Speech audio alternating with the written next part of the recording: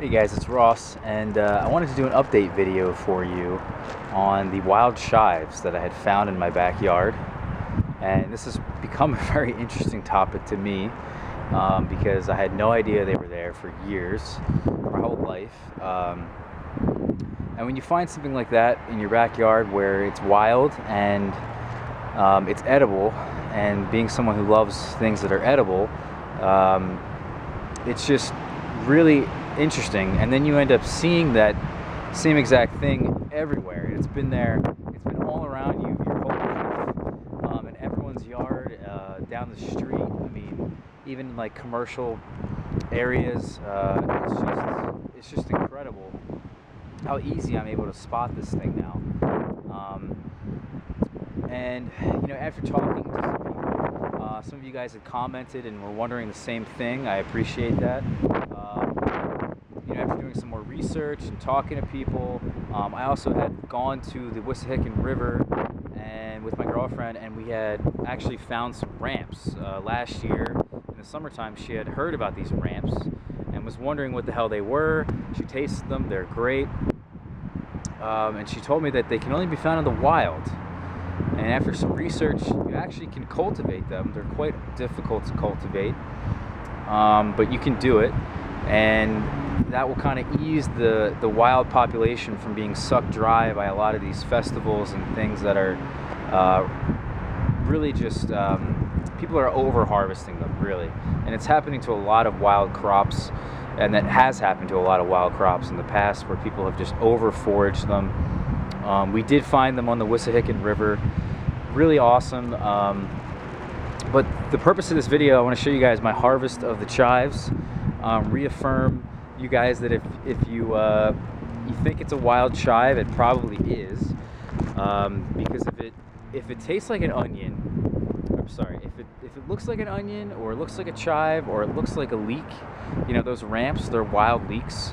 I don't know why they call them ramps, but if it looks like an onion, it has those leaves, or it looks like a chive where it has the hollow leaves, it probably is. And there's only a couple lookalikes, and there's one that comes to mind. It's a death comma, a meadow death comma. You can look this up. Never seen this plant before in my life. I don't even know if it's in this area. It probably is. And then there's another one that doesn't really resemble it at all. I can't remember the name of it.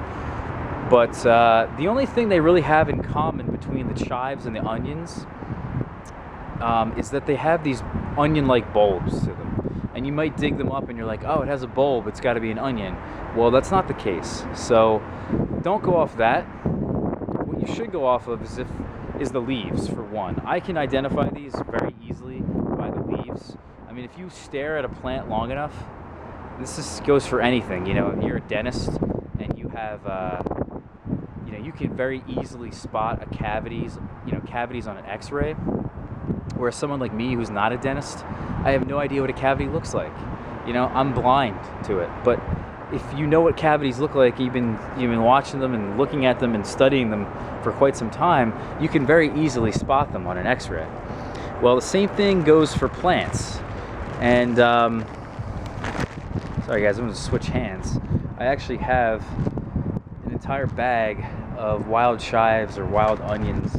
They're mostly chives that I had harvested a little bit earlier. I mean, this is so many chives, I don't even know what to do with them. I mean, what I'm going to end up doing, I will end up doing, is freezing them or drying them. I'm not sure which method I want to use yet. But then I'll have chives throughout the entire year. I don't even need to cultivate these. I had specifically set a part of my bed, one of my vegetable beds. You can come down here. I showed you guys this in the previous video. These are my espalier peaches right here. And then all down in here is all this garlic that's coming up that I had planted in the fall. It's doing exceptionally well. I also have leeks back in here underneath the peach trees coming in. I'm gonna have lots of allium plants. Plus I have Egyptian walking onions here that are taking off. My friend had sent me these. Sorry for the shadow there, guys. But then this section was supposed to be for chives. The chive seeds never came up. Maybe I know they take a little bit longer to germinate than some crops. But this area, I'm probably gonna put like nasturtiums here or something. You know, I don't even need chives because look at this bag. I mean, this is not even the extent of what I could have filled up. You know, I just went around the backyard, the neighbor's yard. I could honestly go anywhere. And honestly, now's the time to do it. You know, now's the time to go find these plants because the grass is now kind of growing. It's getting warmer and it's getting harder to spot these plants. You can see that, you know, if I just pan over to this way where there's a bunch of them, you know, it's tough to see here, guys, but if I zoom in, maybe you can see it. Which way is even the zoom? Alright, so I'm zooming in, and it's tough to see, but there's like a spot right there, there's a spot right there, there's a spot right there, a spot right there, back here. And those are kind of really just sticking up out of the ground. And that's an easy way to spot them here in this climate right now, is that they're one of the first things to grow in the spring. And I'll show you guys what they look like exactly in a second, for those of you who missed the previous video. But that's a very easy way to spot them right now because, like I said, they're one of the first things that come up in the spring. Same thing with ramps. I mean, that's why ramps are so highly valued, is that these things are one of the first crops in the spring to come up. Kind of similar to like asparagus, where a lot of people back in the day, you know, hundreds of years ago would, you know, they would really enjoy the first crop of the year to really help replenish their bodies. And they probably have lots of nutrients. I know asparagus does. So, you know, it's a like really important crop that a lot of people don't even know about anymore in terms of ramps. But this is what they look like, guys. I'm going to show you down here. This is them. It's hard to really, you know, but it's hard to really identify, but if you've seen a chive plant, this is what this is. I mean, this looks just like chives. So break it off. You'll see that the leaves are somewhat hollow. Give it a smell. Smells like onion. Taste it. Tastes like onion. I mean, it's a chive, 100%. I wouldn't be too afraid to eat this stuff.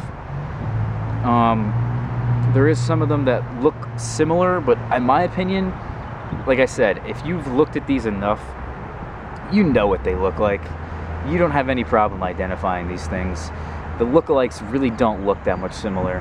And, you know, now's the time, guys. So I just wanted to make this video updating it and giving you guys a little bit of encouragement to go out there and pick these. Maybe you have some in your backyard and you can have chives for the rest of your life. All right, so take care, guys. We'll see you later.